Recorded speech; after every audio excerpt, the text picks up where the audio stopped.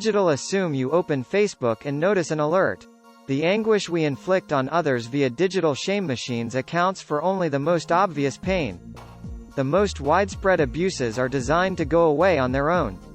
Because of its rapid evolution, a poison that was once only seen in science fiction is now making headlines. For example, in Gary Steingart's 2010 novel Super Sad True Love Story, free data is the norm, and humiliation lurks around every turn. Your credit score is displayed when you go past a credit pull in the neighborhood. The digital economy, on the other hand, has given shame a second chance.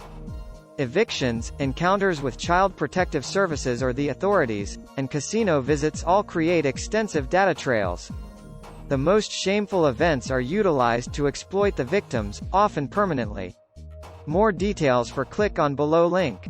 Thank you.